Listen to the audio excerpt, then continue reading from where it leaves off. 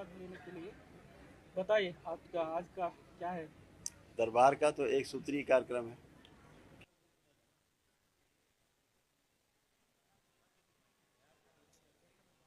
है शोक है, उससे मुक्त हो, नशा से मुक्त हो, तमाम कुरीतियों से मुक्त हो। और यह मुक्ति तभी संभव है जब हमारे पूर्वजों की मुक्ति हो जाती है। अगर पूर्वजों की, हमारे एंसेस्टर्स की मुक्ति नहीं होती है और उनकी जो रोगी नकारात्मक स्मृतियां हैं उनकी मृत्यु के समय के कष्ट की, जब तक वो नष्ट नहीं होती तब तक ये नष्ट नहीं होती। बार बार रिपीट होते रहते हैं। आप एक बार इलाज कराएंगे फिर वही हो जाएगा, दोबारा कराएंगे फिर कैंसर हो जाएगा, दोबारा फिर कैंसर हो जाएगा, फिर कैंसर में मर जाएगा। उससे बचने का उपाय नहीं। कभी नहीं सुना होगा आपने कि कैंसर था बच गया। वो कैंसर से ही मरेगा। हार्ट पेशेंट है, वो हार्ट अटैक से ही मरेगा। बार बार उसको अटैक होगा।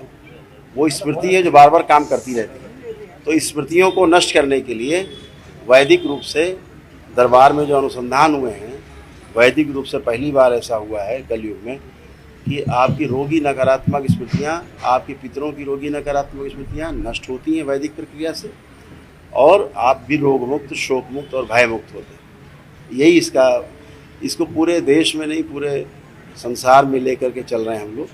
विदेशों में भी इसका प्रचार प्रसार चल रहा है। लोग जुड़े हुए हैं विदेशों से भी, देश से भी, तमाम भाग से। तो उसको हम लोग लेकर के चल रहे हैं। उसी का अभियान है कि ये तीसरी बार अभी इधर आने का हुआ। आप दूसरी बार आए थे बेंगलोर में, क्या इसी देवस्थान में दूसरी बार आपको इस देवस्थान में दूसरी बार आए। क्योंकि ये बहुत ही पवित्र स्थान है।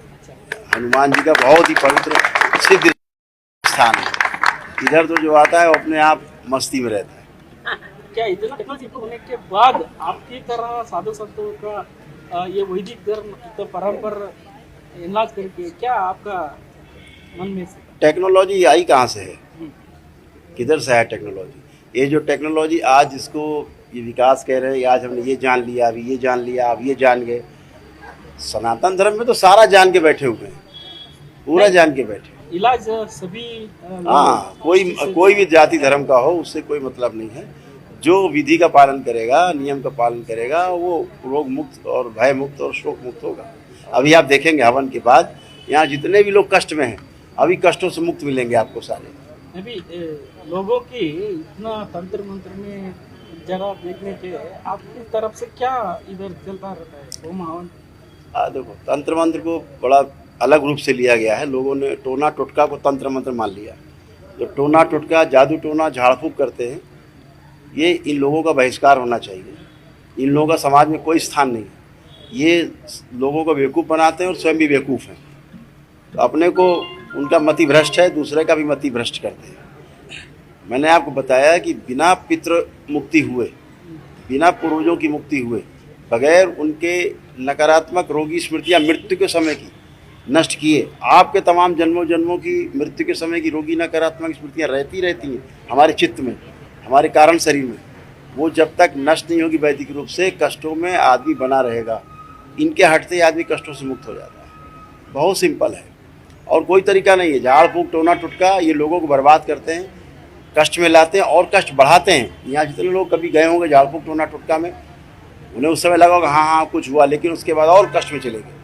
ऐसे धीरे धीरे दलदल में धंसते जाते हैं। ईश्वर कृपा के बिना, गुरु कृपा के बिना, बगैर ईश्वर की भक्ति के, बगैर गुरु की भक्ति के, गुरु के प्रति समर्पण के, रोग से, कष्टों से, भय से, शोक से मुक्ति नहीं हो सकती। ये तरीका है। क्या बोलना चाहते हैं बेंगलुरु वासियों का, आपका, महाभक्त महाशय का और देशवासियों का? सभी के लिए एक ही संदेश है कि अपने पितरों की मुक्ति जरूर कराएं, क्योंकि उनको भी आगे धारा में चलने का मौका मिले। वो जो 84 लाख योनियों का जो हमारा बंधन है, मुक्ति अगर रुक जाती है पूर्वजों की, तो वो फिर दूसरी योनि में चले जाते हैं, नाना प्रकार की योनियों में जाते हैं, फंसे रहते हैं।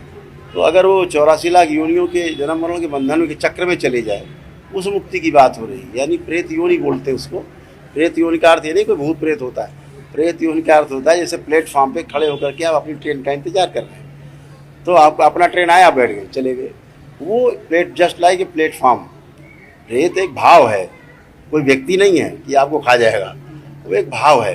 तो उस प्रकार के जो समस्या है वो जो नष्ट होती है वो केवल आपके वैदिक प्रक्रिया से नष्ट होती है। और पितरों को मुक्ति मिले, पितरों को मुक्ति मिले तभी आपको समस्याओं से, कष्टों से, रोगों से मुक्ति मिल सकती है। यही संदेश है। तो सबसे पहले अपने पितरों का मुक्ति चाहिए। ये भी ध्यान रखना है कि अपने माता पिता को सम्मान देना है, परिवार के लोगों को सम्मान देना है। सब देना चाहते हैं, दे नहीं पाते। परिवार में तमाम कलह है, तमाम प्रकार के लोगों में लड़ाई झगड़े हैं। लोग तलाक लेने आते, दरबार में वैदिक प्रक्रिया करते, सेम डे तलाक का नोटिस खत्म, वो तलाक वापस जाते। अभी दरबार में आकर के 21 साल बाद, तलाक के 21 साल बाद दोनों ने आकर के दरबार में शादी किया, वैदिक प्रक्रिया किया। फिर उनको होश आया हमने तलाक क्यों दिया था, ईगो में। तो बच्चे भी बड़े बड़े हो गए, दोनों अलग अलग रहे। फिर दरबार में आके करुण शंकर महादेव धाम दरबार में आकर के वैदिक प्रक्रिया की उन लोगों ने, उनका बुद्धि खुला और फिर से विवाह किया 21 वर्ष के बाद। हाँ, पड़ा हुआ है सब यूट्यूब पे, देखिए। अभी एक बच्चे अमेरिका में लेते हो लोग, वो 6 साल बाद, तलाक के 6 साल बाद उन्होंने आके दोबारा विवाह किया। ऐसे दिन भर केस आते जो तलाक चाहते लेकिन दरबार आते ही तलाक का काम खत्म, परिवार में कलह खत्म। जो बुद्धि नहीं काम करती, बुद्धि जकड़ी बंधी हुई है, लोग पागल हो रहे हैं, बाहर भी संबंध खराब हो रहे हैं। वो केवल इसलिए खराब हो रहे हैं कि आप में नकारात्मक रोगी स्मृतियाँ हैं, उनके प्रभाव में आप हैं तो वैसे ही रहेंगे। इनसे मुक्ति के लिए ईश्वर कृपा, गुरु कृपा आवश्यक है। वैदिक प्रक्रिया से इनकी मुक्ति होती है। इसके बिना करोली शंकर बाबा बेंगलुरु आए थे, आप भक्तगणों में इधर आए, तो क्या आपकी तरफ से पूछना चाहता है और क्या इधर मस्ती मतलब आपकी तरफ से क्या करता है? इधर दरबार का एक शंकर सेना भी है। शंकर सेना भक्त के लिए क्या आपका ये है? तो वो उनका काम है कि हम सबको, जितना भी दरबार के शिष्य हैं, जो भक्त हैं, उनको सुरक्षा प्रदान करना, उनको उत्साह बढ़ाना, उनके घर घर जाकर के जोड़ना, उनको एक साथ किसी कार्यक्रम में व्यवस्था बनाना, हाँ, सेवा करना सबका, और सेवा के द्वारा संदेश देना कि सेवा से भी मुक्ति संभव है।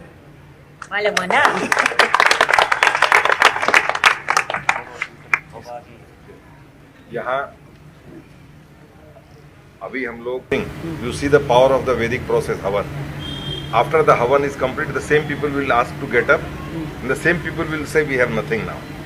In front of your eyes. चमत्कार नहीं, this is science. The no people चमत्कार, नो रहस्य। इस दरबार में चमत्कार और रहस्य नाम की कोई वस्तु नहीं मानते हम।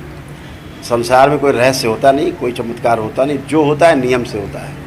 अगर कोई आपको चमत्कार लग रहा है, इसका मतलब आपने कभी होते हुए नहीं देखा, इसलिए आपको चमत्कार लग रहा है।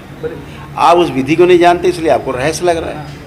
लेकिन आप जैसे विधि को जान जाते हैं तो आपके दिमाग से चमत्कार हट जाता है, रहस्य हट जाता है। तो इस संसार में, इस सृष्टि में चमत्कार और रहस्य नाम की कोई वस्तु नहीं है। सब कुछ नियम से होता है, सब विधि से होता है और सृष्टि के नियमानुसार होता है। अगर लोहा है, लोहा को हम गला नहीं सकते, आपको दिया जाए आप नहीं गला सकते, लेकिन नियम को नियम से तोड़ा जा सकता है। अभी यहाँ का टेम्परेचर मान लिया जाए कि 20 डिग्री है, सेल्सियस है, तो अभी आपका लोहा नहीं गलेगा, लेकिन उसको अभी हम 1500 डिग्री पे गर्म कर दें, अभी वो पिघलने लगेगा। नियम तोड़ दिया ना, नियम तोड़ा। अच्छा। नियम तोड़ करके हम आगे, लेकिन नियम से नियम को तोड़ते हैं। आप जबरदस्ती नहीं कर सकते। बिना 1200 डिग्री, 1200, 1300, 1400 डिग्री पे गर्म किए लोहे को पिघलेगा नहीं। आप 2500 डिग्री पे लोहा गर्म कर दिए, भाप बन के उड़ जाएगा। तो नियम से नियम को तोड़ते, नियम से ही टूटेगा। वो 2500 डिग्री पे ही भाप बन के उड़ेगा लोहा। आप समझ रहे हैं? तो इसलिए नियम से ही नियम को तोड़ा जा सकता है। अदरवाइज जबरदस्ती करके किसी नियम को तोड़ने का प्रयास आदमी के अंदर रोग, भय और शोक उत्पन्न करता है। यही सबको संदेश है कि नियम को नहीं तोड़ना है। सृष्टि का जो बने बनाए नियम है उनको पालन करना है।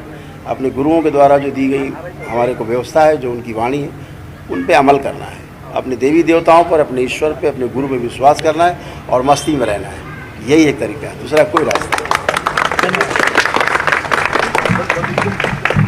करौली शंकर महादेव।